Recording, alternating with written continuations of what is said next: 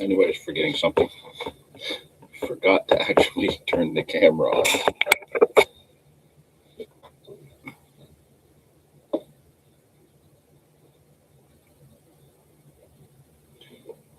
We're here. It's February, and as usual, second Saturday of the month, we are here for the monthly live stream for February 2026. And I have to say, if my back wasn't so locked up on me today, I would have been fishing. It is absolutely beautiful out there. I took a little drive along the river this morning. Tons and tons of guys fishing. And I don't know who's catching, but tons of guys are fishing. But what really got me was the bird life on the river today was absolutely mind-boggling. The waterfowl was just everywhere. You could not look anywhere and not see ducks and mergansers and geese, and there were hundreds upon hundreds of trumpeter swans on the upper river this morning. If you're a bird watcher, the river's heaven today. Saw a juvenile bald eagle. I don't usually see the juveniles. Usually you see the adults flying around or up in the trees. I saw a juvenile today. Just gorgeous bird. So yeah, even though it was a brief drive along the upper river, it was well worth it. Absolutely well worth it. So yeah, I'm wishing I was fishing this morning, but I didn't. I woke up, my back was really sore and locked up, and I thought, you know what? I got the live today. I'm not moving well. I'm trying to get out, get some fishing in, and then make sure I'm back in time for the live stream. Would have been a little bit too tricky. I don't think I could have pulled off a live from the bank today because I would have been on the upper river, and the signals hit and miss at best. So here we are back in the studio. Got a few things to go over today, but overall, being Valentine's Day, I know a lot of people have other things going on today, but we'll just we'll touch base on a few things, see how everybody's doing once people start popping into the chat, and we'll go from there. Let's see here.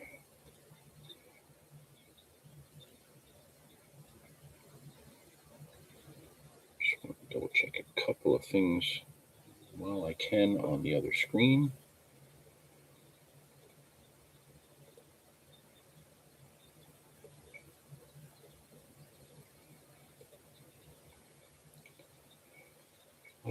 Everything takes so long to click through now. That's all good. Everything is set. Oh, look, there is somebody that's popping in today. Galen, how's it going? Grimey's popping in. Starting to have me worried here, guys. It went like 3.5 minutes and there was nobody in the chat. Like, you guys are usually in there before I am. Hope everybody's doing well. So yeah, I think just got the notification. Yeah, it's weird. I set everything up about a half an hour ago, and then I shared it on social media, and still, yeah, there was no signal or anything popping up on anywhere. Even checking with my other account, I didn't see anything pop up. Weird how this works sometimes. But yeah, here we are, February live, and I think we are finally past the deep freeze that we had there for a few weeks. I think it's time where things are going to start to turn and head towards spring. Last weekend, well, let's start with this. I have not wet a line since January 3rd. Serious question, guys. Will you be my Valentine? Grimy, everybody's your Valentine. Everybody's your Valentine. The whole chat is your Valentine today. Yeah, I haven't wet a line since January 3rd. I've had a couple of opportunities to get out, and I usually I've been finding myself sleeping in, not being overly motivated to get out. Um, I can come up with any number of excuses as to why I didn't go. Bottom line is, I just didn't get up and go. This morning was not that different. I woke up, back's really locked up and sore. Absolutely still could have went and didn't. But I did pop out to pick up some Valentine's treats for the wife and use that opportunity to drive down along the river. And as I mentioned at the start there was a ton of guys fishing, getting it in while they can, as well as amazing bird life. So, bird lover like me, thousands, thousands of ducks, mergansers, things like that, geese, and hundreds upon hundreds of trumpeter swans all along the length of the upper river. It was awesome. Beautiful eagle, a juvenile eagle I saw up in the tree. It's been amazing. Just being able to get that little bit of birding in such a short time, and it's only like 0 degrees or 1 degree out there today, so it's not even that cold. Last weekend, I did attempt to get out. I really needed to get out fishing. It was like minus 18. It was a snowstorm when I left the house. By the time I got to where I was going, there were a few guys fishing where I had planned to go. Technically, I could have gone down and joined them, but the ice was so far out from the shoreline that even if I could get a fish up over the ice and to me, I would not have been able to safely release it. And, I'm not one to keep fish. That's a very rare thing for me to be able to keep fish. I try to let them all go. And, the guys that were fishing there were fishing to keep, a few for the table. I just ended up saying screw it and didn't even take the rod to the car. I think the only thing I did to get out of the car was to take my winter gear off and throw it in the back, and then came home. So I'm long overdue to get on the bank, but we have a long weekend right now, and I'm going to try and get out either tomorrow or Monday to wet a line. The cameras will be rolling whether I do well or not, just to give it a whirl. But yeah, it's beautiful out now. The deep freeze is over. Absolutely could have been trying to go and do some ice fishing, but the reports I'm getting from all the places where people are ice fishing, within an hour's drive of me, it's hit or miss. Some people are doing okay. Other places, the pressure has just shut everything down. I don't really want to haul a bunch of heavy gear out on the ice to struggle all day. If I'm going to struggle, I'd rather be traveling light, fishing out of the back of the van, that sort of thing. So we'll see. I might end up on the ice this weekend. I might end up casting from shore. Don't know at this point, but I'm going to fish in the next 56 hours or so. I'm definitely going to be fishing. It's going to happen.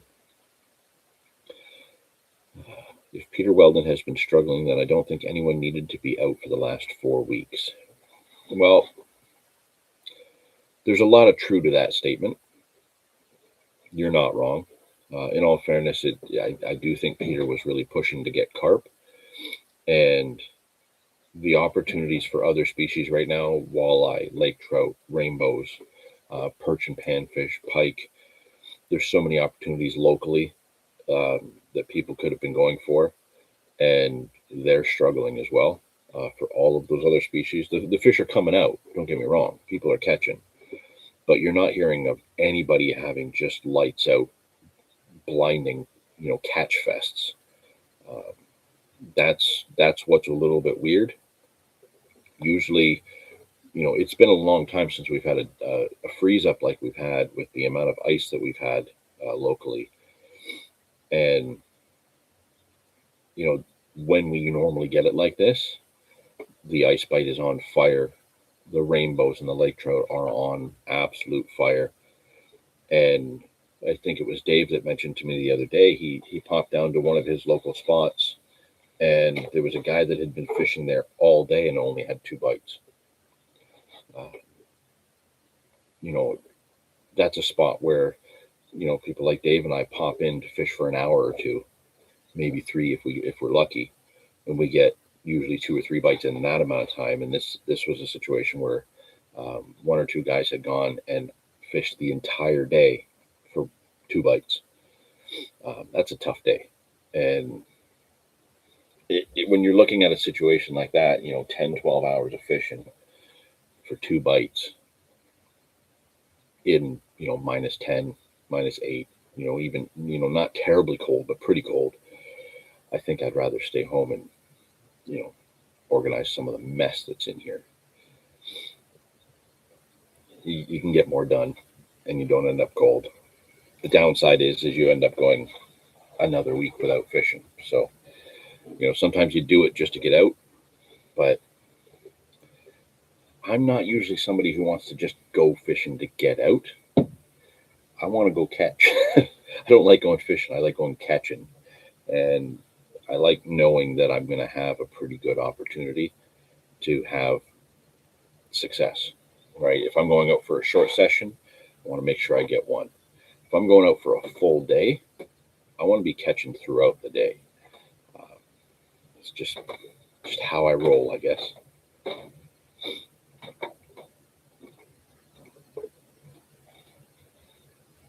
Victor, good to see you there.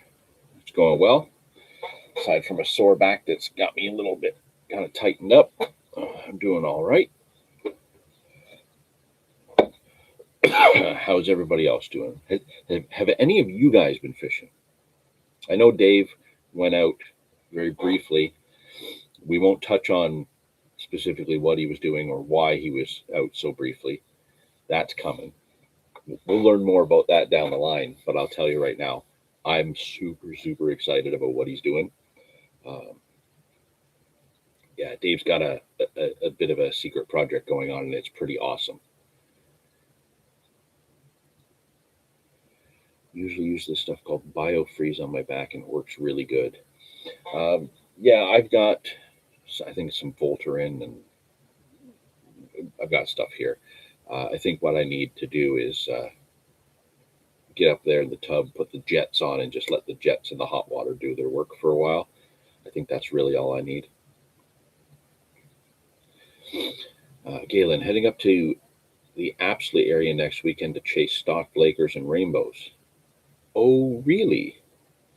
Interesting. I know Apsley. I used to live just up the highway in a little tiny swamp town called Coe Hill. I think it's on Highway 620. Just up from Apsley, not far at all. Tons and tons of little puddle lakes up there. So many of them full of like pike and bass, and there was some that had brook trout in them. The one that was supposedly stocked with rainbows and Lakers that I fished, a little lake called Robinson Lake, and then across the road and up a bit, there was one called Spring Lake. I fished those two quite heavily, and they never actually produced a lake trout or a rainbow trout for me. But I caught tons of rock bass in both. That was a little bit disappointing, but supposedly they were stocked. But he has a cottage on Anstruther Lake in the Kawartha Highlands. Nice. Well, you know what I'm going to say, Galen. Like, put the camera down. Do it. You know what? You've got a good personality for the camera. Like, do a video. Do a Galen ice fishing video. ONT carping doesn't always have to be carping. Do something different. Try something cool. That's good to hear. I hope, at the very least, send me photos when you do get them.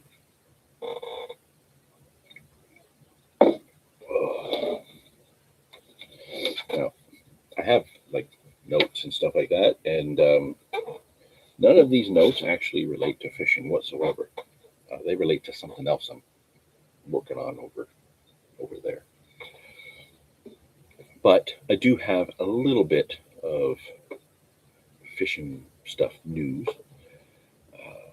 What we got? Bringing the underwater camera to the Rainbow Lake as it's gin clear. The Lake is super dark. Yeah, do it. get some cool footage. It'd be neat. Oh, look, Big Fish Angler Chad has decided to pop in.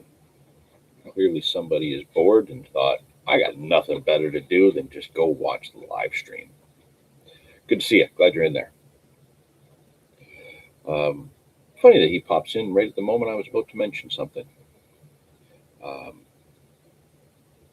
what's new? Nothing's new. Just chilling with my homies.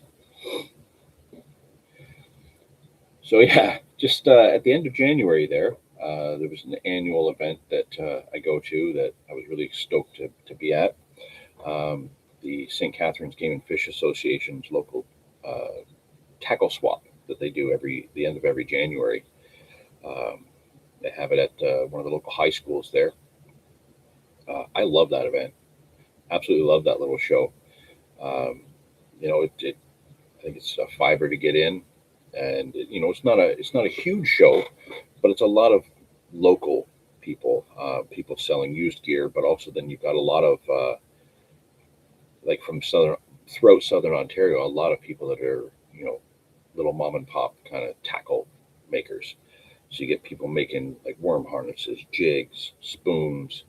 Um, Lots of guys that do soft plastics. Be My Baits was there again, and I got some new stuff off him. Um, I meant to have it all out ready, but it's actually all in my tackle bag from last weekend, and I couldn't remember what was new and what wasn't because it's all mixed together with stuff that I bought, over the years. But the the St. Catharines Game and Fish Tackle Swap is a fantastic show at the end of every January, and um, definitely, if you haven't been to it, go next year for sure. But yeah, I was able to pick up a bunch of soft plastics from a bunch of different vendors, and um, there was a lot. I did want one thing in particular going into that show. I wanted to get my hands on some bucktails. I absolutely can tie my own. Pump Nose Fishing, good to see you there. Um, I absolutely can tie my own bucktails. I have everything here to do it. I have the paints and the fly tying materials, the jig heads. I have it all here. But the downside to that is that I'm also a little bit lazy and I don't always take the time to do that. So I wanted to get some bucktails that were made by somebody local. There was, I think, 4 or 5 different vendors, just small business vendors that were selling bucktail jigs, and the difference between them kind of threw me a bit. It's a good event for trolling guys. Absolutely, it is. Definitely a great event for guys that are trolling Lake Ontario for, all the salmonids, the trout, salmon, stuff like that. But also really good for um, people trolling Erie for walleye. Now, the reason the difference between these vendors with the bucktail jigs threw me off a bit was not related to quality. Um, Quality was fantastic across the board, and you could see that also in the other things that they offered at their booths. Um, that was something that I was really happy to see, that like there was a lot of attention to quality in the stuff that these people made uh, and put out there to represent their business. What threw me off was the price difference. Um, I think out of the 4 people that I saw that were selling bucktails that they made, um, 3 of them were selling them for like $8 a pop, $9 a pop. It was quite expensive for one bucktail jig. If I'm looking to get like a 3/4 ounce jig that's this big, that's literally, yeah, it's hand tied. You put some time into it, I get it. But like I said, I can do that myself, and I know it doesn't cost anywhere near that. Um, so I was a little thrown off at that. But there was one vendor, and I want to give them a shout out because I bought from them.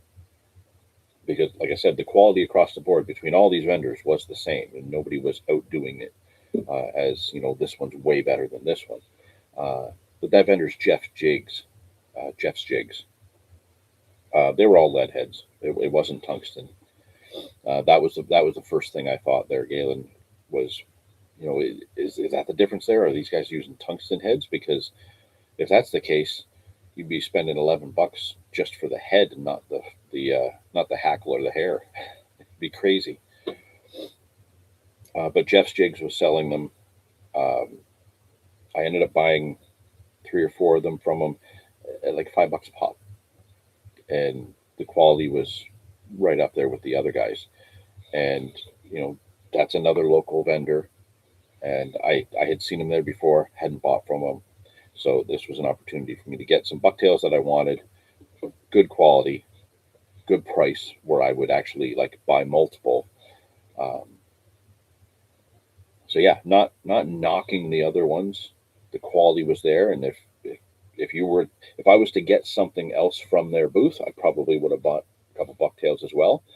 Um, but I didn't buy other things from those particular booths, so I couldn't justify just going in and spending $9 on one bucktail.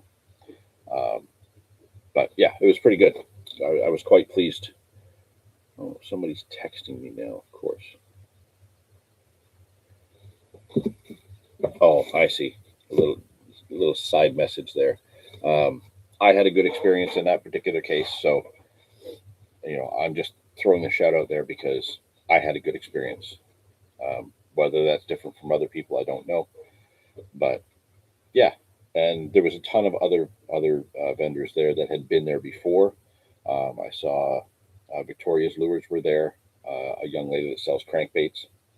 I bought from her the year previous, and they're good crankbaits. They're not they're not like just some shady dollar store stuff. They are decent. I think Choppy Water Bait Company was there again. A number of vendors that I've seen in previous years were there. Um, another cool thing that was there was our local match club. So the Match Anglers Club Ontario United that I've been fishing with the last few years.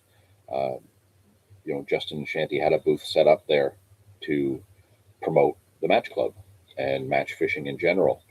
And I was very happy to see just how much interest there was.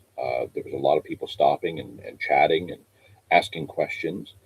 Um, they did a great job keeping that dialogue going, keeping people interested. They were giving away stickers and things like that. They were giving away homemade floats. They had some feeders for sale that Justin had made himself. So that was another great little booth um, that that really got a little bit of attention and got people interested in looking at something different. And that's one of the downsides to smaller shows. You don't really get the time to see uh, many vendors that come in doing something different because they're all trying to kind of fit in with what's going on. You go to the huge shows, there's always somebody different, but then they're kind of lost in the jumble of trying to get around everything. So this was nice, being able to sit there, and I popped over a few times to just chat with them, and then I ended up chatting with other people, talking about the match club and the match fishing in general, and that was a lot of fun. That was really cool. So yeah, great little show. Really enjoyed it. If you were at the Southern Ontario show that was in London, the Southern Ontario Fishing Show, I've probably got the name wrong again, but the one that was in London in December, show size, the St. Catharines one is just slightly bigger. Um, very similar in size, slightly bigger. Um, a few more vendors, but same kind of heart that goes into that show. There's a lot of care that was put in, and yeah, very enjoyable show. And I spent money in there because I always do. So that was a good time. So I'm looking forward to using some of that the new soft plastics that I picked up, those bucktails. Um, kind of missed the window of when I should have used the bucktails at the spot that I wanted to use them, based on an idea that Dave had, but he gave it a shot. We're going to revisit that next year, because I'm intrigued, and he's definitely got my interest in this idea. So we're going to try it again next year. I may use the bucktails between now and then somewhere else, possibly tomorrow morning. We'll see. See where I end up.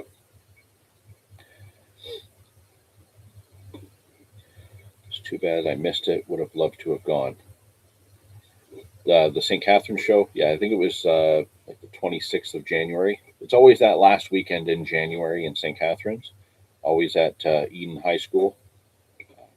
It's a good time. Definitely a good time. So yeah, if you get the chance to go next year, for sure, make sure you go. Just follow the St. Catharines Game and Fish Association Facebook page. They post on their social media constantly leading up to that show. So yeah, definitely recommend that one. That was a good time. Now, speaking of shows, and um, I mentioned the one in London that I was at in December.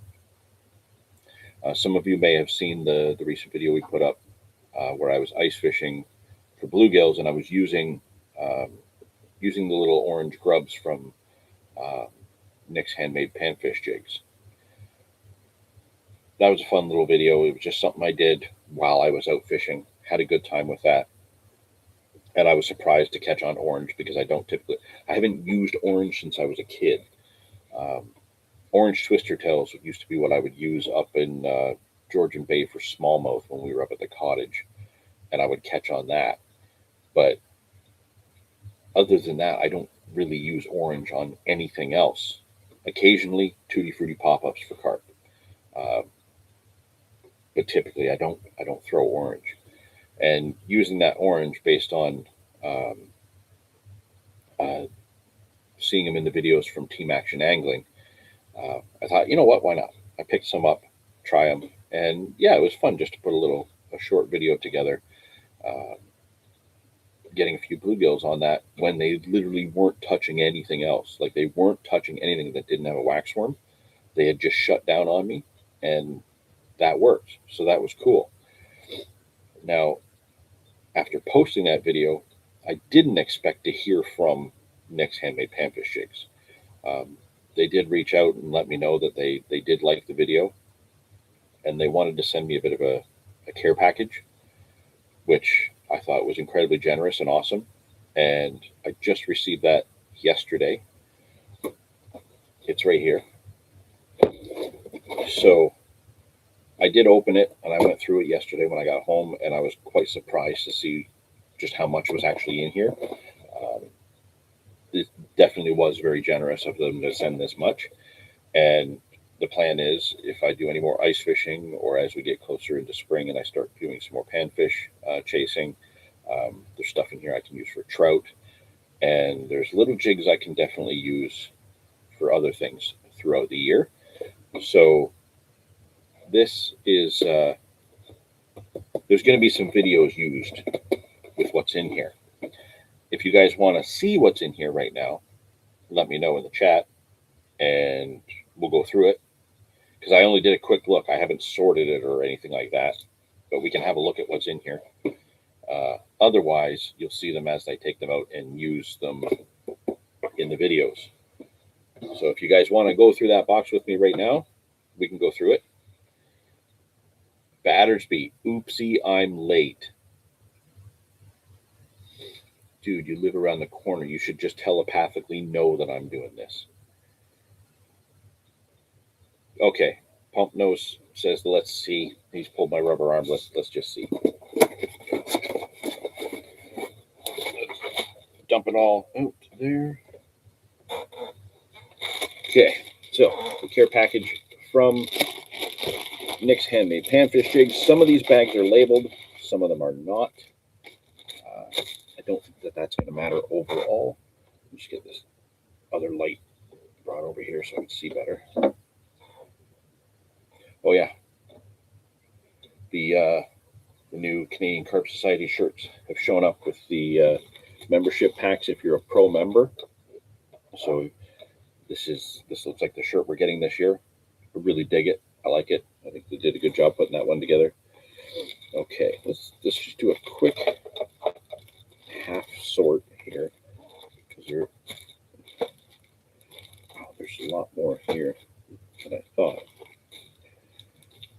Okay. So this is neat. There's some cool stuff in here, and yes, I'll show you. There's some of them are tiny. So there's different colors of like just about everything that they have. And there's one that definitely caught my attention. I'm looking forward to using just because of the name. Hopefully things are going to be bright enough here. Let me see. These are together. These are together. These are different. Those are together. Okay. So we'll start with these. So the Action Orange, like grubs that they had, that's what I used in the video. Definitely getting old. Okay, so there we are. Next handmade panfish jigs. So the grubs that I used were orange. Here's like a very light, kind of like translucent brown. A couple packages of white. And then this one, this is a neat one. This is the white one, but somebody actually sits down and hand paints these dots on and gives it the Wonder Bread color, the yellow, red, blue dots. So that's got to be time consuming. It's got to be a pain in the butt to do. So they sent me some of the little grubs. So these I know are going to work. These are their waxies, I guess, the waxy grubs. I know that crappie are going to go nuts for these. Other panfish are going to go nuts for these. And I've already had success on the orange ones, so I know these are going to work. So that's exciting. Let's see here. These together. These together. I'm grouping them together because some of them have the name on them and some of them don't. Okay, so some of these have the UV glow. Some of them don't. It doesn't have the name of what this particular jig is. So like this one has the UV glow, this pink one. These are they're like a grub with a long paddle tail, like a beaver tail almost. So there's a UV glow pink, a couple of Wonder Bread. Got the dots on both sides. These I can see doing really well for crappies and probably perch. This is kind of like a greeny motor oil color with a red flake. These are really nice. Yeah, I need to get a better camera. There's some in the Action Orange. That's also UV. And then I saw this one, and this one got me going. Like I can think of a lot more than just panfish that will show an interest in this. This is the same of these little paddle tail grubs, or these bevo tail grubs, but this is black with gold flake. These are nice.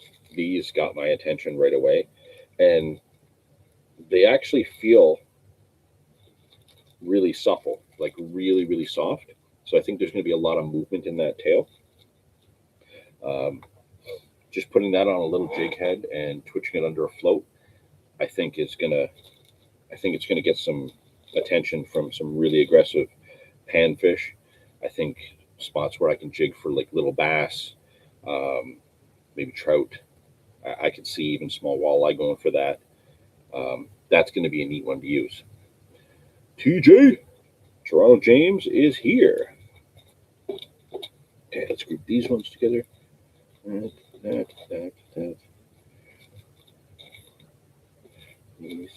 These are all neat too. Okay, these ones I was excited about as well. These are the scuds. I got some of these when I got them from the show, I think in brown. Yeah, I think that. These are the Nick's Handmade scuds. They're really tiny. So these I can definitely say I'm going to be able to use for bluegills, sunfish. Crappie probably, but these are really tiny. But I could also see other fish. Perch really going after these on like tiny jigs. I could see a lot of the smaller fish going after these that heavily feed on scuds. This one's blood red. We just looked at the brown, the UV pink. Dave Newman, what did I miss? Everything. 35 minutes of awesomeness. That's what you missed. The UV Action Orange. And this one is a glow as well. And this one's a green. So I can see that one being pretty interesting. So I'm looking forward to trying that. So that's the Scuds. So already you can see, like, for a care package that these guys were kind enough to send, this was a lot of value here. This is pretty awesome. So now these are the finesse fries. So these are really tiny. Like if you think of like a fluke or like a swim minnow bait, kind of like the ones we use under the floats for trout. But you know, the bigger ones you'd use for bass, pike, all that stuff. These are like 1-inch versions of that, or 1.5 inches. How long are these?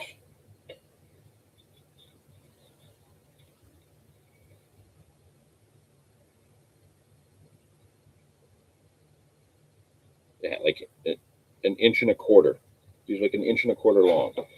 So again, these are going to be on really tiny hooks under a float, but I can see a lot of different fish going after these. So these finesse fry, we've got the crystal color.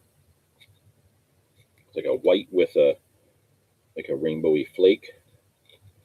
There's the blood red with a red flake. That just being like a bloodworm, I can catch probably just about everything on that.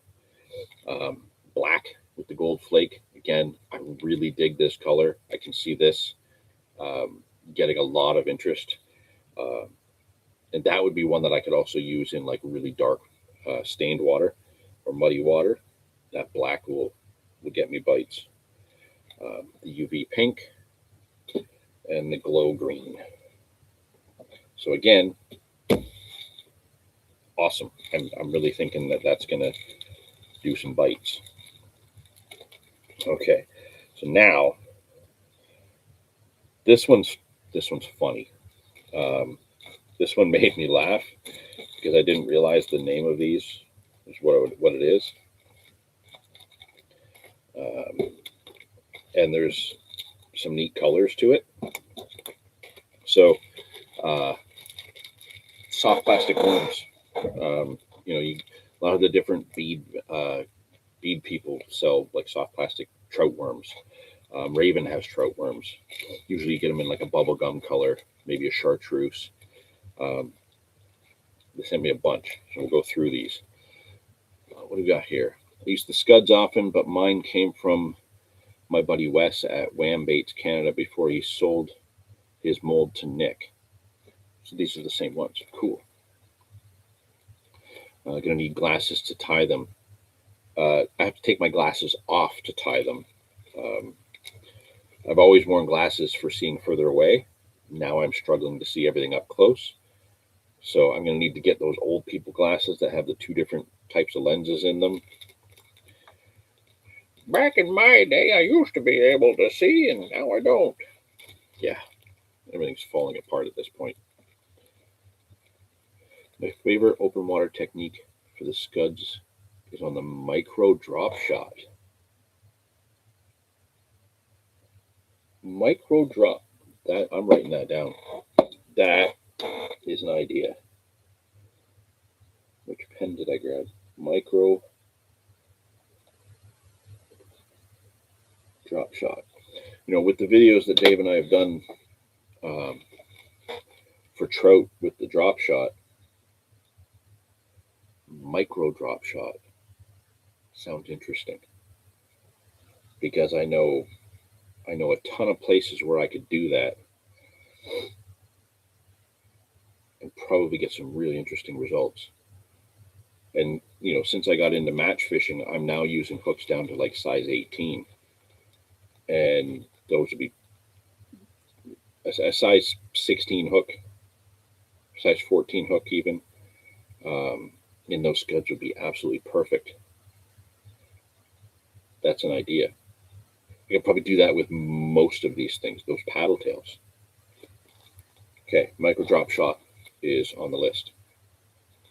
But let's take a look at these colors for these worms, because like I said, I can use them for trout, bass, probably crappies, small walleyes. Like I can think of a bunch of places where I can use these and species I can go after. I'll probably get carp on these if I work them right. Um,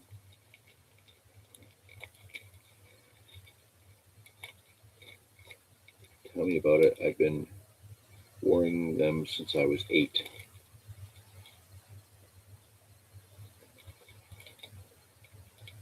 Maybe I don't remember what I said, so I'm confused by that. So these aren't actually listed as like worms. They're not called trout worms or anything like that. That's what they are. But the Nick's Handmade Panfish Jig name for these is the 3-inch tickler. Take that how you want. I think that's freaking hilarious. I'm going to go down to the river and whip out some 3-inch ticklers. You know, that just makes for comedy gold. It really does. But there's a couple of these that really got me. So there we have the 3-inch tickler in orange. Oh, glasses. Yeah, gotcha. Sorry. Welcome to 10 minutes ago, John. Your wife does not call you that because your wife doesn't call you. Yeah, I did that, Dave. Sorry.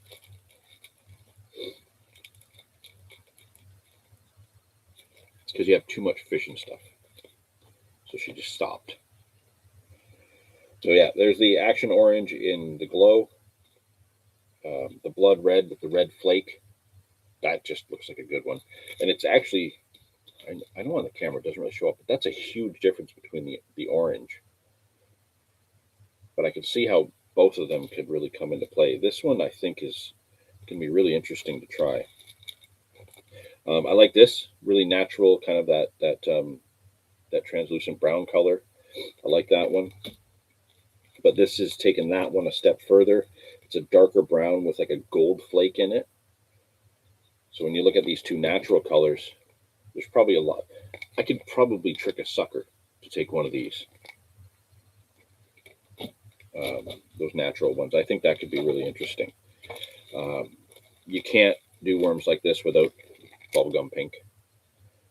And that'll get me rainbows, Lakers, browns, any number of things. But actually, there's like red fleck in it. There is red flake in it. It's just really hard to see. I don't think you can from there, but there is a red flake in there. It's very, very sporadic. That green, that glow green, that'll be interesting. And they sent 2 packs of this color, which I really, really like. It's a translucent purple with a purple flake in it. This one's really nice, and I think I'm going to catch on this one. But it was the name that got me, and the name just had me chuckling. I don't know how well you can see that. It's the Purple Nurple. Whip out the 3-inch tickler Purple Nurple. That's just hilarious, I think. So I'm actually really excited to use all of this. One neat video would be to go out and use it all in one video, but obviously I can think of different scenarios for each of these things where I think it's going to come in handy. And yeah, there's going to be a few videos where I use these throughout the year. And a couple of places that I'm thinking of trying some of them will actually require techniques that you would not traditionally look at for this style of fishing, like soft plastics and jigs and stuff like that. So yeah, I there's a couple of ideas I have specifically related to the spot more than the species. and more the technique to have to like to be able to fish that spot. I've got one spot it's really thick reeds along the bank, but it drops down to like 5 feet, 6 feet, and putting it down there, you won't know if you're going to catch a tiny pumpkin seed or a 5 pound bass, um, or 10 pound carp. Like everything is along this little edge. It's just hard to fish because of the access. And one of the things I'm going to be trying this year is something been seeing a lot of guys in Florida doing, and I'm going to give it a whirl. And these come into play for that. Probably specifically that paddle tail, um, the black one. That purple looks nice. It absolutely does. The purple nurple looks really good, but like so do those natural tones, those brown ones. Um, that one in particular, that dark brown with the gold flake, that one really looks good too. Those are probably my two favorites out of that batch. The pink we know will catch fish. The orange should catch fish. But that purple and that brown one are probably my two top picks in that.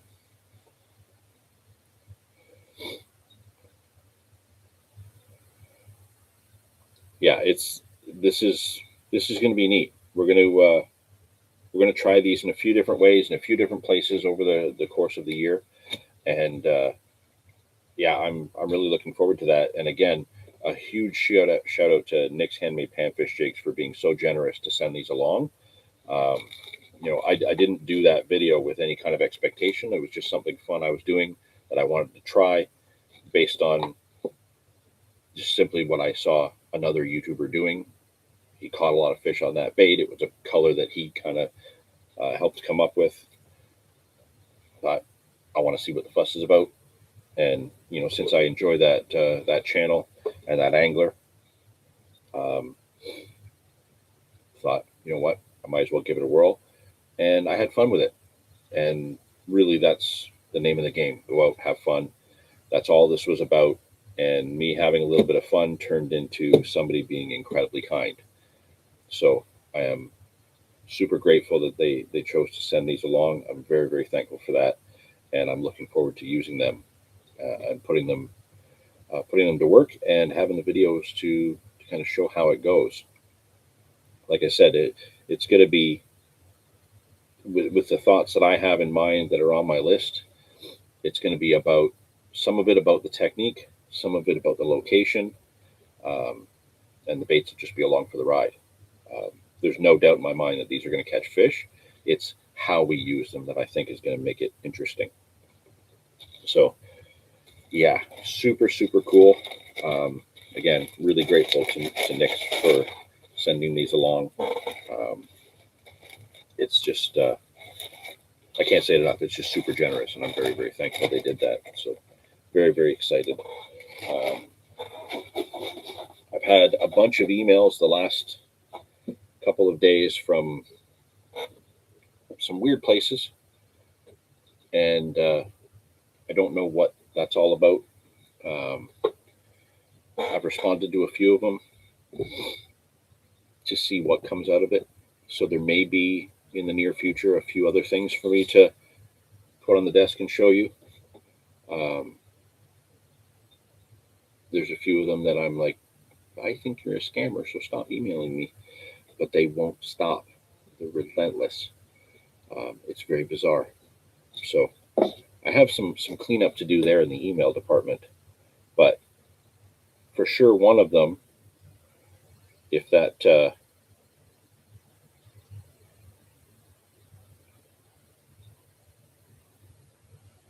I'm included in some weird group text. I don't know why.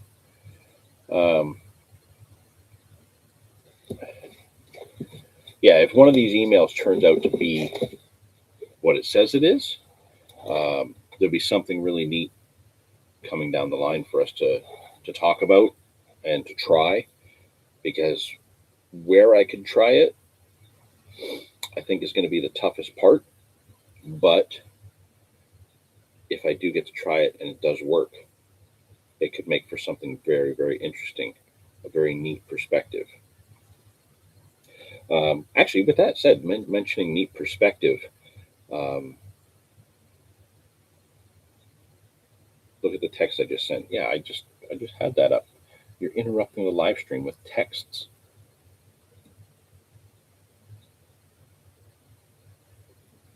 Too many messages. Yes, mentioning neat perspective. I did see this for those of you who haven't seen it. Pump Nose Fishing has been using, I think, a water wolf camera. That gives a neat perspective. That's cool. Go check it out.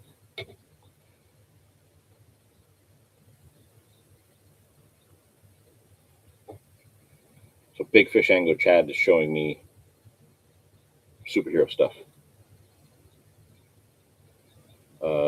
Boston Bruins light, I think.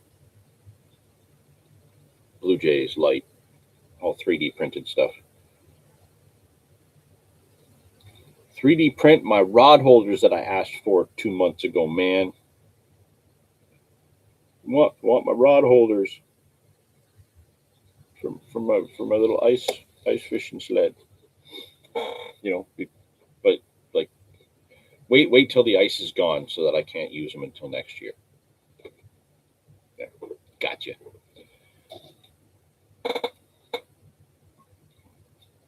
So yeah, some neat things going on. Some cool plans for the next handmade panfish jigs.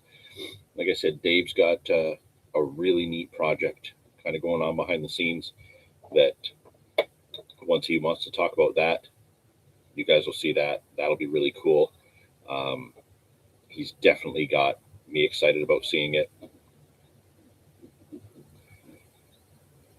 Pump nose vids are very cool, or are cool. Nice to see some active winter carp. Yeah, the vids are very cool. Not just these recent ones with the underwaters, but just in general. Just he makes cool vids. We've said that on here before. It's still true. So definitely check them out. TJ, I know you were out. You were out chasing carp the other day, were you not? In the cold temperatures, finally. My favorite winter spot is covered in no fishing and no parking signs. Not that I can get at the water; it's ice everywhere, anyways. But it seems that there's some intervening forces that are going to stop me from fishing there, which sucks because it's a nice place. And over the years, there's a lot of random people that just drive along and stop to say hi each year, and I only see them at that time.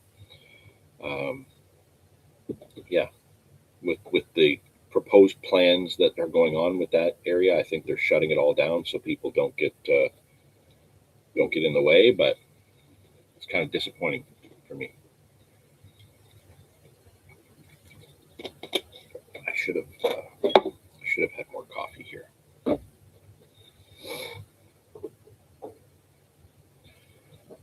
got messages coming in from every direction. See the light flick up when that just opened. Oh, actually, I just got an email that something just cleared customs. Have we tried carp fishing through the ice? When I was a kid, I did try it, failed. We know of people that do it, but I think the problem around here locally, for me anyway, is where we do have safe ice. We don't typically see the carp turn up around there. The pike, the perch, smelt, all that's around. But I've had underwater cameras down, and I've never seen a carp under the ice anywhere that I've fished. So I suppose if I knew where they were going to be under the ice, I could deliberately go for them. But there's lots of places I've gone to fish for them through the winter and through like really cold temperatures. But I've never tried for them through the ice because I've never found them anywhere under the ice. It was nice to get out for a few hours, a bit too early. in a very busy spot. Yeah, it is nice to get out though. I'm dying to get out. Like I said, I'm going to try and get out tomorrow or Monday, with an idea in mind. But I actually had my 10-foot Witchwood 3-pound test curve rods out the other day. I had them out of the case for some reason. I don't know why. I just grabbed that case, I opened it up, and I was looking them over. And I was like, man, I would really like to get behind the pod for a few hours and just kind of sit there and watch the bird life and wait for a bite. My first carp ever was through the ice. It was targeting crappie. That's cool. Yeah, we know of a few people that do it. Some in Quebec, some in the States. I think some further down southern Ontario. But like I said, I don't know where I could go to know that I have a chance to get them through the ice, because I've never seen them under the ice, even with cameras. If I did, that might be something I'd consider. But for right now, it doesn't look like it's an option around here. Now, I was just mentioning, I had an email just come in that something is cleared customs. It's something that I ordered. I think in total, for the two components that make this up, I think spent about $10. And there's nothing like spending $10 to wait 3 weeks for something to show up. Again, it's another style of fishing that I've seen from other parts of the world. It's a very scaled down version of something I've tried. This will actually come into play a little bit more with natural baits, but those scuds could work in this scenario. So when this shows up, then this could potentially be a fun video, or a complete failure. We'll have to see. But that just cleared customs. That should be here any day. You should always think back to the things that worked when things slow down. Yes, absolutely.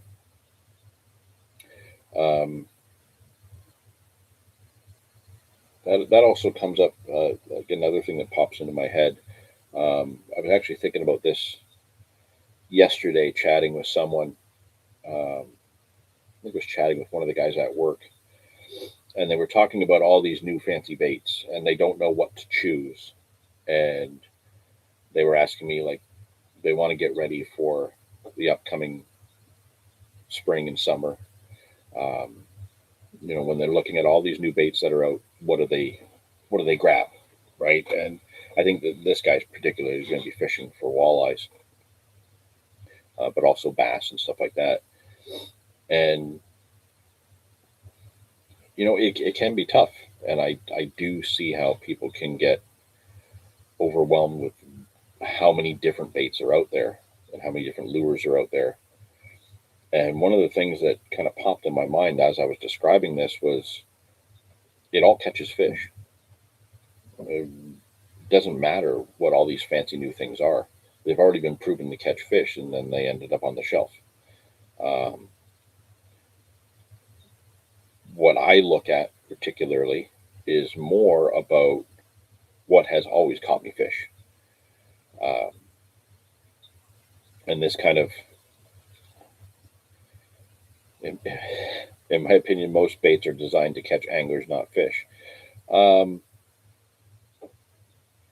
an extent, they obviously will catch fish. If you look at, like, and I don't want to say stupid because they worked, but if you look at those gimmicky baits like the banjo minnow or the flying lure, those things caught fish. And I'm not saying that because I saw them on infomercials and they caught fish. I used them and caught fish with them. Was every scenario I put them in practical for that particular technique or that particular style of bait? No. Were they gimmicky to catch anglers? Absolutely. But what catches anglers? Things that catch fish. You market something to show that it catches fish, you're going to catch anglers. A lot of baits aren't even marketed. There's a lot of baits out there that you never see an ad for, you never see a commercial for, and they outfish 10 of your other favorite baits. So yeah, when I look at it, I'm looking at like what has always worked for me. If I've got 10 things in my bag and I don't know what to try, it usually boils down to one or two things that I always go back to kind of reset myself. And like if I'm using lures, let's say I'm fishing trout, I'm float fishing, I'm trying spoons, I'm trying spinners, minnow baits, soft plastic, different stuff, and I'm not catching. There's pretty much two baits that I will always go back to try, and it usually ends up working. And these are baits that go back my whole lifetime. Twister tail jigs or tube jigs. You can catch everything on those. And they've never stopped, right? From the time that twister tail jigs were invented and caught fish to now, they really haven't changed. You know, some people have changed the styles, some people have changed the density of the plastic. Different colors are out there now. But it works, and it's always worked. And one of the things that I'm reminded of is something that I think Bill Dance once said. A bait that worked 50 years ago and caught fish will still catch fish today. The fish that are out there now don't know that people stopped using those lures. The fish today didn't exist then, but the fish is still a fish is still a fish. If a lure was made, was popular for 20 years, then goes out of fashion because of all the new things that are invented, and isn't used for 20 years, you could still put that lure out there and catch fish on it. It's not going to just stop catching fish because other people are using other lures. Plain and simple. A lure that catches fish is always going to catch fish. Sure, you might find something that's a little bit more fun to use or something that might trigger more bites, but then analyze those two things. What are the similarities? What is it that this one, did to trigger more bites? Is it the color? Is it the tightness of the wobble if it's a crankbait, something like that? But bottom line is, all these things that end up on the shelves catch fish. It's just a matter of putting them in the right scenarios. It doesn't matter what color as long as it's green. Okay. I don't actually use a lot of green, really. Some things I use have hints of green to them, but the majority of stuff that I have there's not a lot of green involved. I think the closest to green that I use in some things I'm starting to inch in a lot more chartreuse, but yeah, I'm not really huge on green. I like the whites, the yellows, the pinks, silvers, blues, black. More recently, orange. I think I've caught on less than half of the tubs of pop-ups I've bought over the years. Okay? So when we're looking at a carp fishing scenario, yeah, carp guys get suckered into buying all kinds of different baits because we all want to try them. Here's the thing. They all do catch fish. That's already been proven. They wouldn't have ended up on the shelves if they didn't. Here's the thing, though, and this is something I noticed in my fishing. You being a thinker, James, I would imagine you've probably noticed this as well. I take out 10 jars of different pop-ups with me when I go fishing for carp. I might use 2 of them for that whole outing. I have my rule where if I've caught a fish, I've been successful. If I've caught 2, I've had a great day. Now it's time to experiment, and I deliberately try using other things that I wouldn't normally use. So that's when I start throwing out the different colors and the different flavors. A lot of times what ends up happening is I end up crushing it on 1 or 2 colors or 1 or 2 flavors, and I don't bother putting the others out. So I have tons of pop-ups, half of which I probably haven't caught on yet, simply because I didn't put them out, or I didn't put them out long enough. Like I said, once I've had my second fish, I deliberately start throwing things differently to see if I can recreate it. Try to narrow it down. I did a video on the Upper River a couple of years ago, like 2 or 3 summers ago, where I put this into practice, trying the color, the flavor, and the spot in which I was putting it to see if I would get the same reaction. Um, when it comes down to it, a lot of times it's the angler has all these lures or baits or whatnot in their bag that don't get used because their confidence bait, their favorite bait that gets them the most activity, is what's being thrown. And even when we know we're not catching anything, nothing's showing an interest in our favorite bait, we're still throwing it because we're confident it's the one that's going to work. I'm telling you right now, if you've had a fish or two, your day's successful. Just take that win and then start experimenting. Try something else. Try a different color. Try a different flavor. Try a different action. That will step up your game huge. Get out of your comfort zone. Do something deliberately different, and you're going to get notes out of that. You're going to learn something. You may not necessarily catch, but you might be able to pinpoint why you didn't catch. Did I just throw my favorite white, let's say Mr. Twister curly tail grub, threw that for an hour, had 2 fish cast into the same spot? Okay, I've had a success. I'm going to change that to a 10-inch ribbon worm cast to the same spot. Now I'm not catching anything.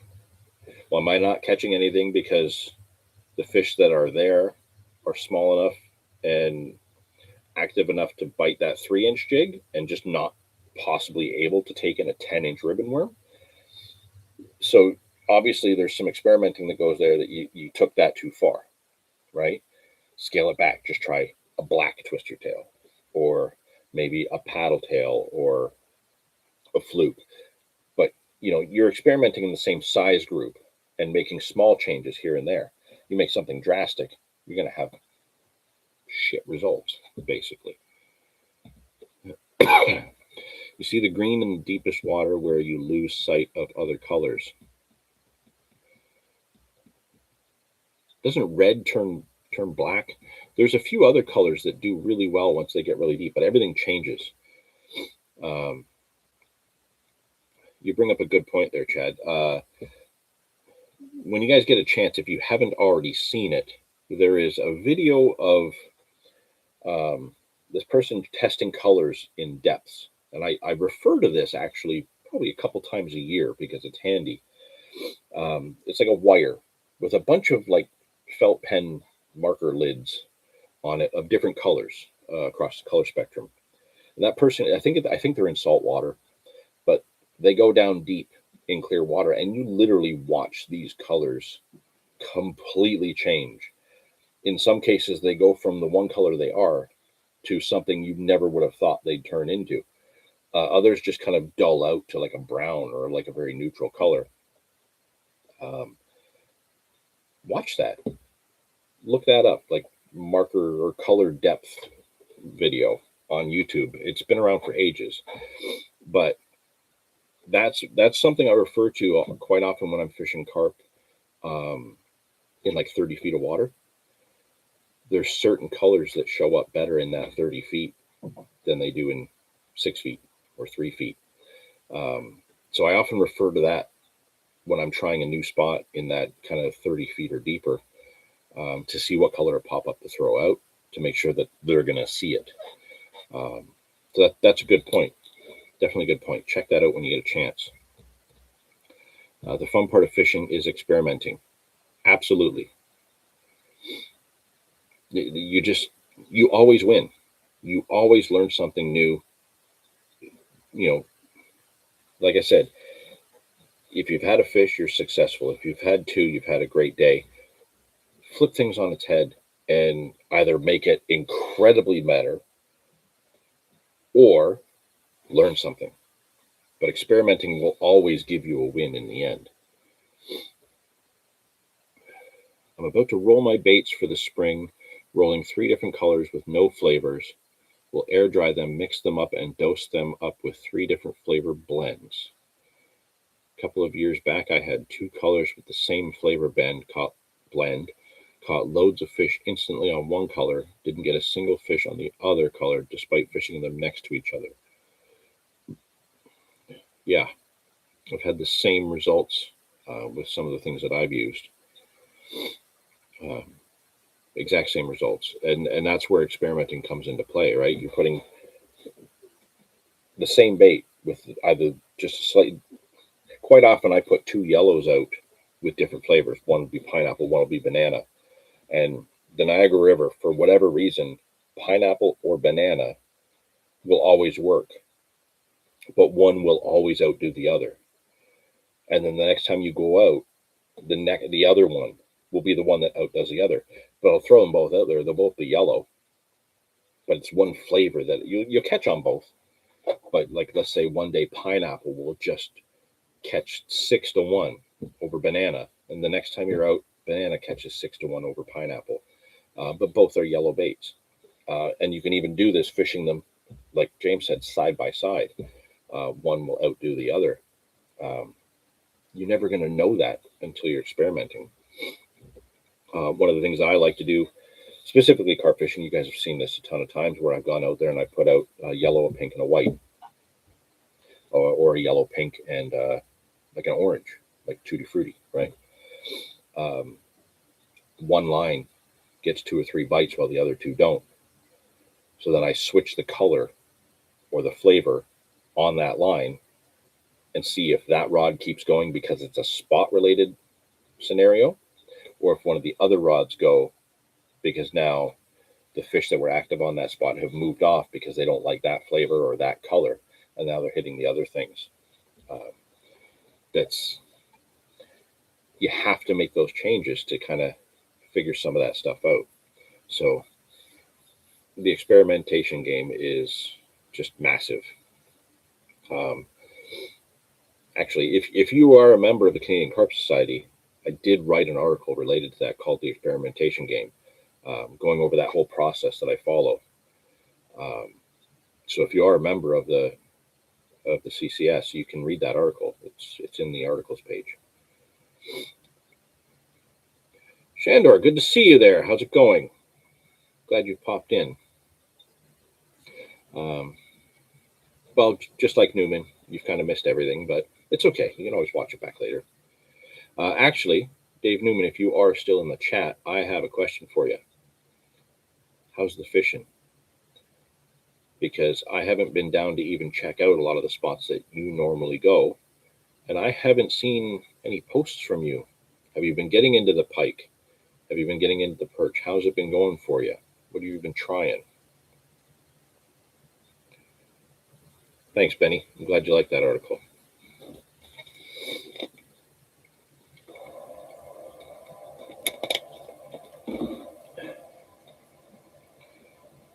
Maybe one day we'll do a video where we just specifically have a full-on discussion based on that article about the whole experimentation thing, where I can actually maybe get some video footage of the actual situations where you see those changes. It's just tricky to kind of get all that on camera.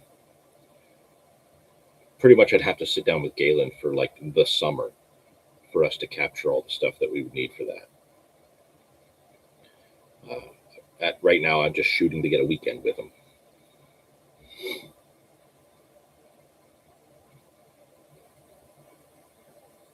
I'm not sure if you talked about it, but did you do any filming at the tackle swap? I did not. I had it in mind, and actually the camera was in the van because you had mentioned before how good it would be to film in those. I didn't.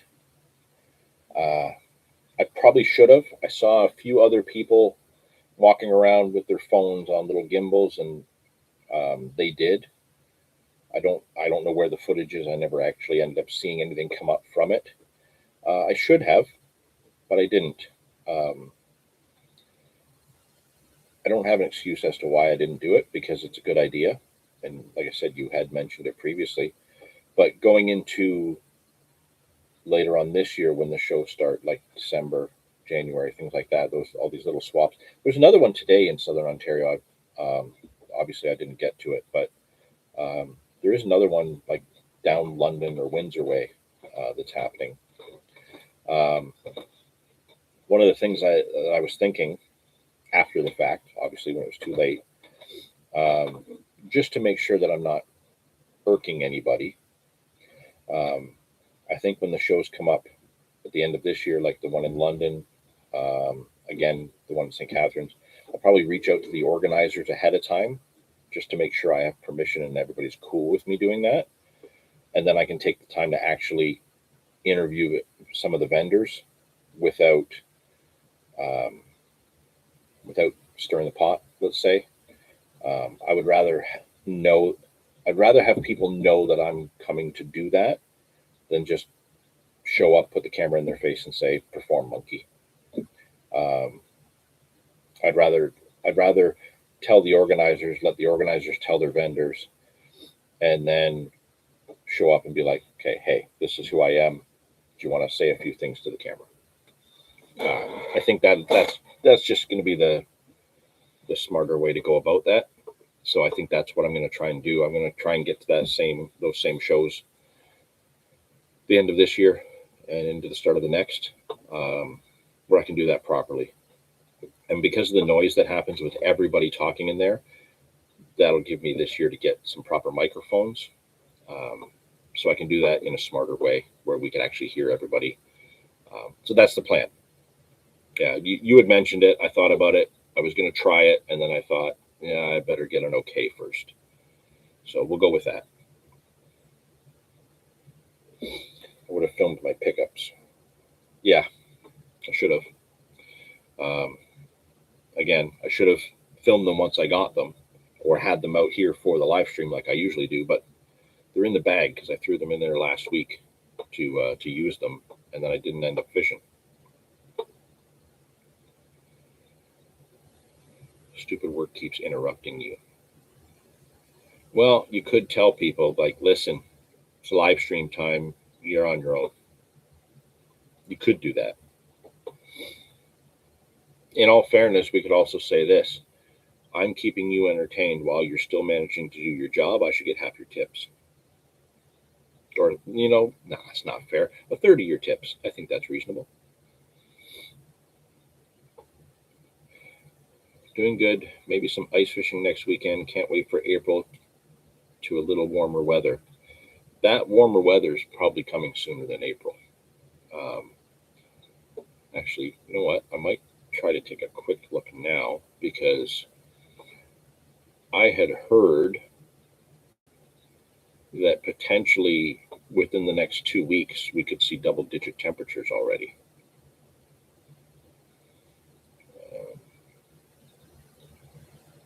What is the forecast? There's definitely some rain coming over the next few days. Looks like it's going to drop down a little bit. So yeah, when they were saying that we're going to see double digits, now they're saying it's only going to be like 1 or 2. Not even close. All right, so we're getting more seasonal temperatures.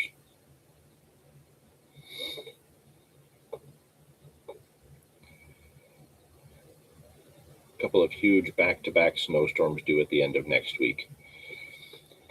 Yeah, usually it's always the end of February, but pretty much March, we always get a pretty big storm in March. Once we get the March storm, it's done. We might see a little bit of snow that creeps into April around the Easter time, but one big storm every March, and then winter's done.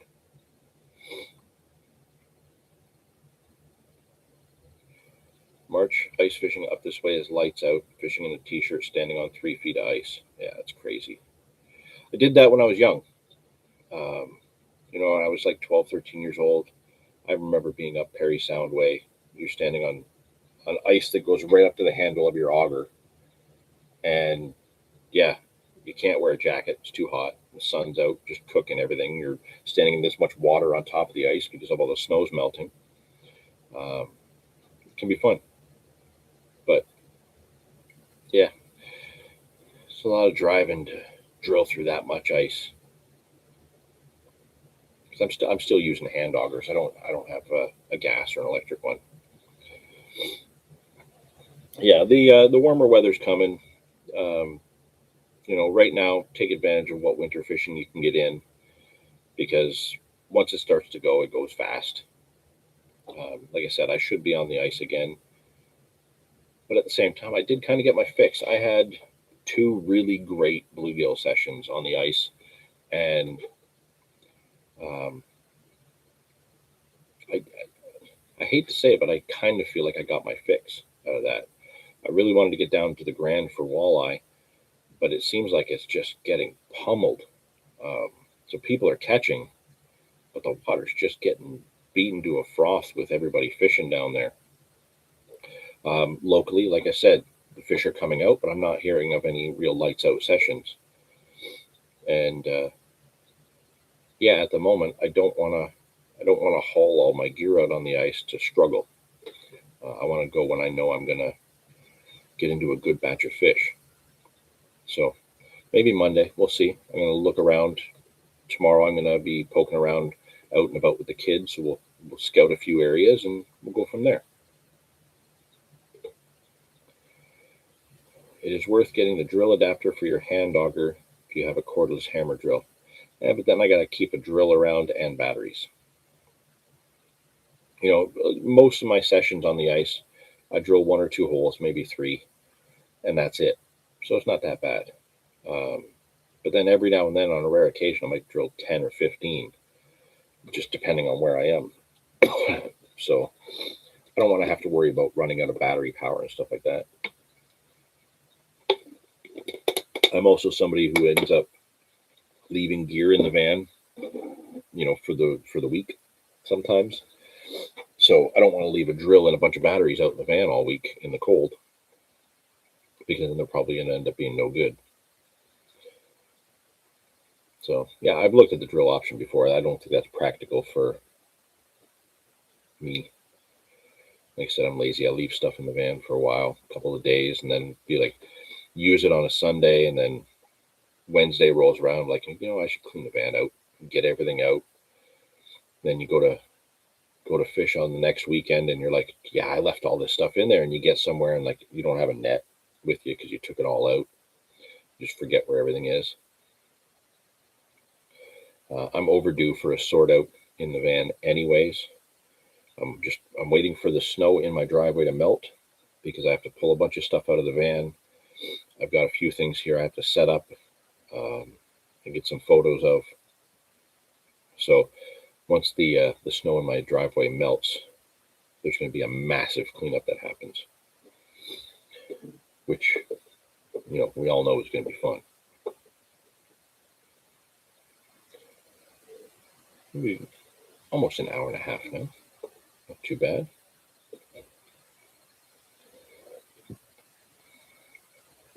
There's always muscle power. It's all I am. It's muscle power.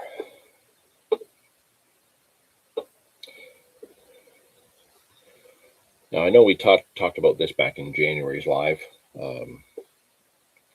what some of people's targets are for this season.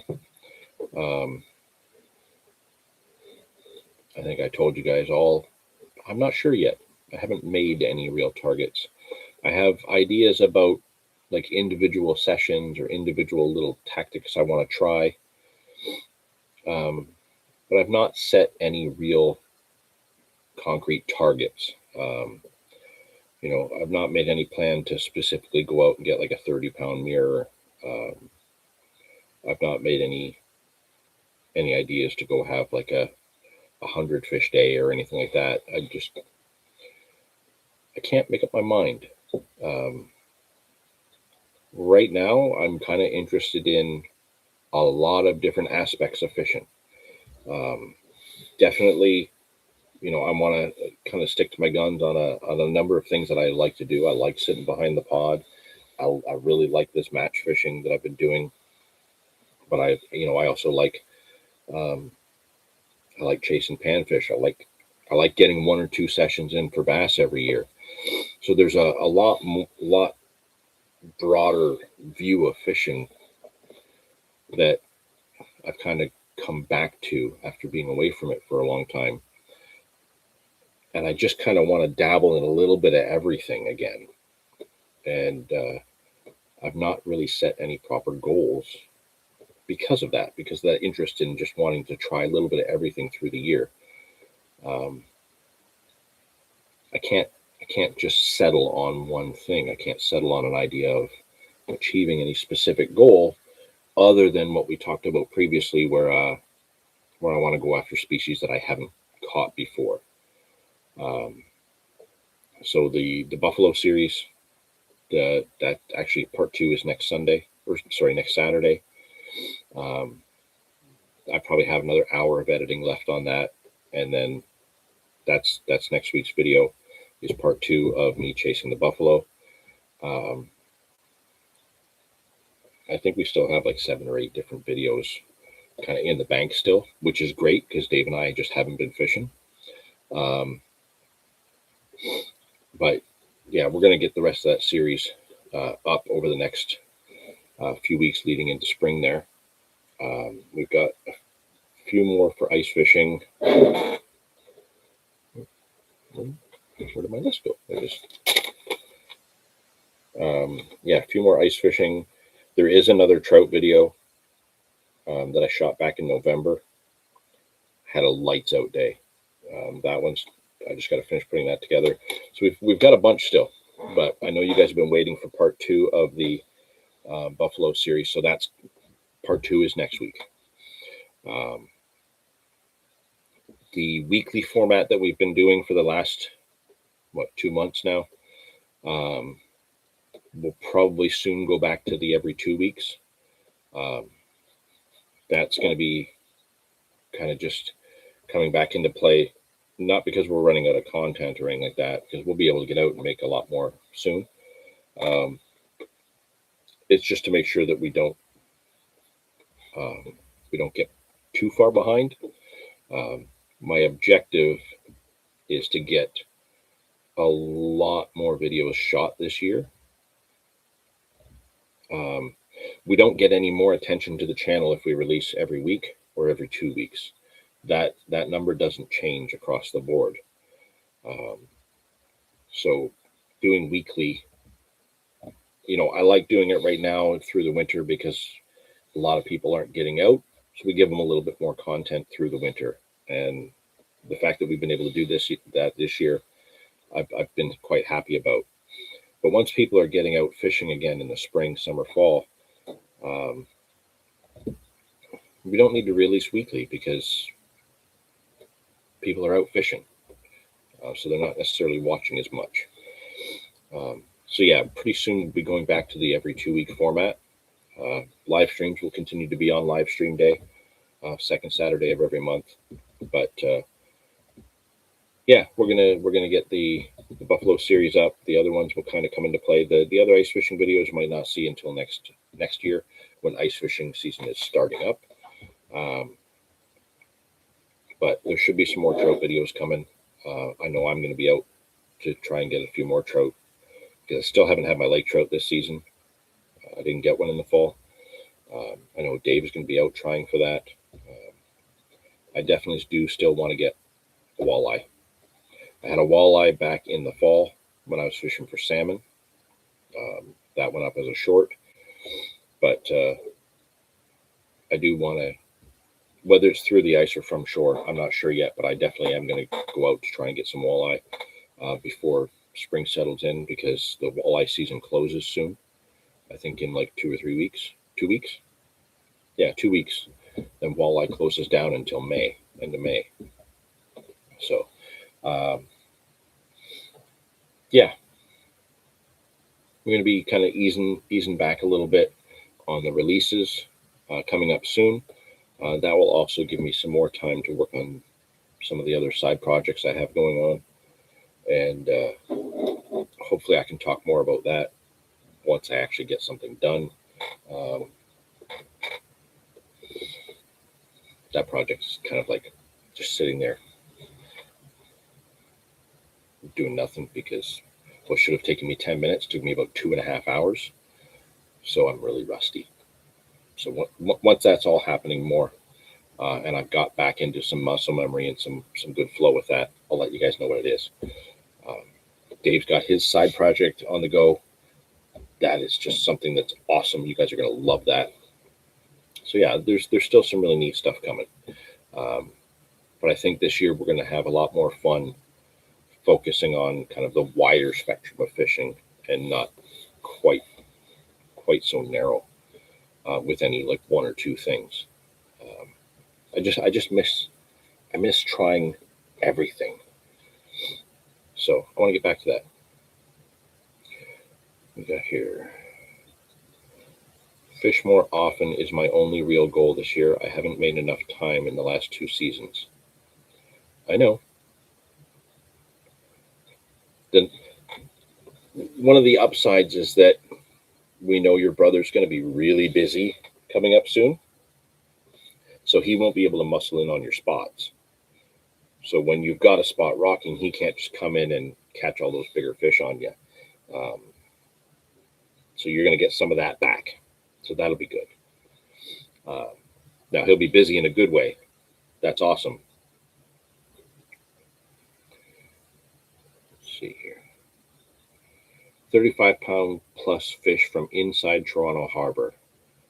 This will be my 5th year of trying. I know of 3 authentic captures in that time. How close have you come? How close have you come to that 35 in your 5 years of trying? Because it's going to happen at some point.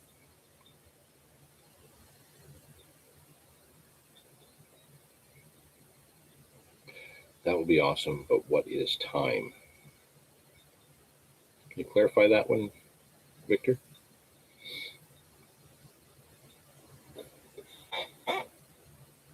$35-pound plus fish is a big fish, man. I've only had a handful of them over that size.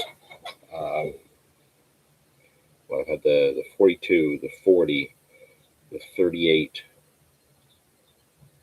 I've had a 35. Have I had a 36 and a 37? I don't know. I haven't had too many in that size group. Like, and the ones I've had numbers of them from the same spot that is just known for producing big fish.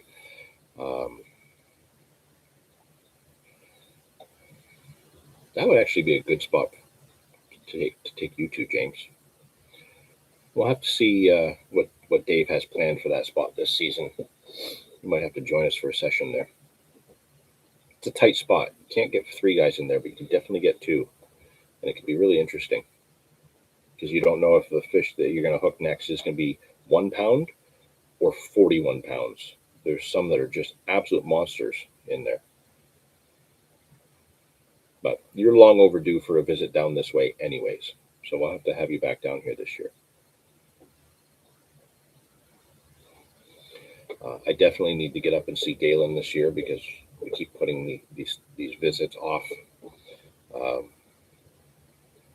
We're overdue.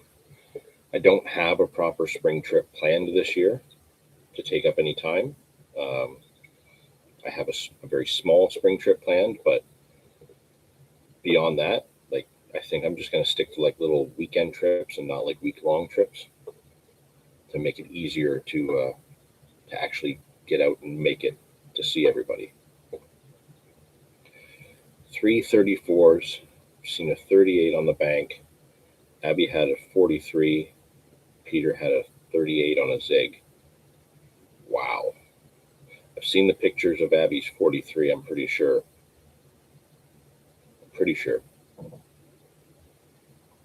You've had 3 34s and your target is a 35. You have to be quite the stickler to just go for that 1 extra pound. 3 34s is very, very impressive. Very, very impressive. That'd be one of those goals where I'd be like, I wanted a 35. I've had 334s. I've done it. I'm happy with that. We have nothing but time to do what you were talking about. Um, yeah, yeah, time just goes too fast. Time goes too fast and is taking up a lot by things that aren't fishing. So it's one of those situations where I wish I had more time to do more of it, put more work into it. But yeah, we have lots of time coming to do it. I just hope I can invest enough time into it to make it interesting. That's all.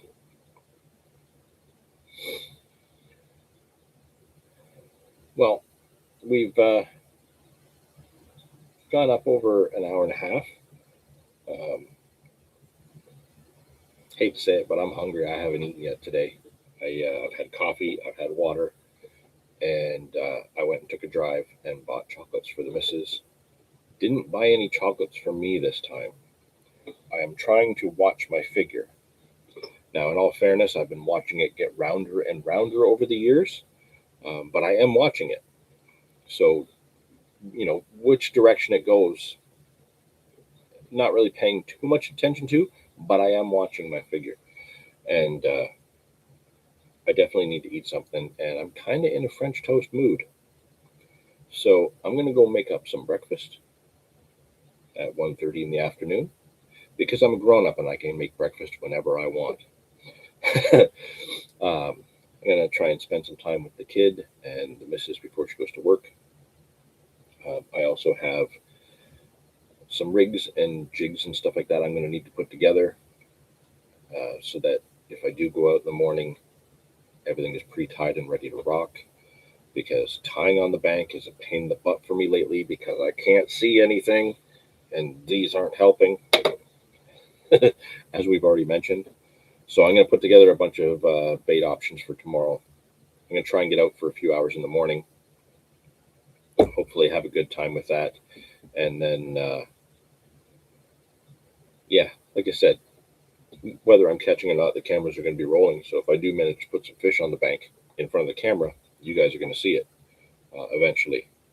And yeah, great chat, you guys. Had me worried at the start there when it took so long for people to pop into the chat, but you guys showed up month after month. You always show up. I'm incredibly grateful, and thank you all for being a part of these live streams every single month. Really do love it. I love the chats. I love the questions. I love how it's going, and it's going to keep going. So thank you all for being part of this and being here. Yeah, glad you were all there. And Dave Newman never did tell us what he's doing, what he's catching. So we all have to kind of get on his case next month and be like, hey, where were you? You dropped out. You didn't tell us what you were catching. Maybe it's because I took a shot at his joke earlier. Maybe he got mad at me. It's okay. We'll be fine. But yeah, I'm gonna go have something to eat and spend some time with the family for a bit. And then there's a movie I want to watch today. I'm gonna watch a movie today as well, while I tie up my jigs and stuff like that. And then yeah, try and get some fishing in this week or this weekend for the first time in like 6 weeks, because I need to. And I hope the rest of you guys get the chance to get out soon, even if it's just for the sake of getting out, like TJ did there. Get out, enjoy it, watch the birds, smell the water, feel the sun. If you've been cooped up in the house, just do it. Get out, enjoy it. Enjoy the rest of the Valentine's Day for you guys that have someone to share that with. One thing I will say before I go, though, if you've got friends or family who maybe don't have somebody to spend Valentine's Day with, shoot them a message, shoot them a text, just say Happy Valentine's Day. You never know how much that might make their day. Just do it. I did it this morning. sent it to a few friends. Just hopefully just gives them that smile. Sometimes just making somebody smile at the start of the day is all they need to keep going through the rest of the day. So yeah, this is one of those days to share the love. So do it. Shoot that message off to someone. Make them feel a little bit better. And enjoy the rest of the day yourselves. So hopefully we'll see you guys all in the next live stream. Keep your eyes open. The Buffalo Series Episode 2 comes out next week. And yeah, we've got a bunch in the bank, so more videos to come. And yeah, thanks for that micro drop shot idea for me to throw on the list, because it's on there now. And yeah, you guys, thank you. Glad you're part of it. See you all later.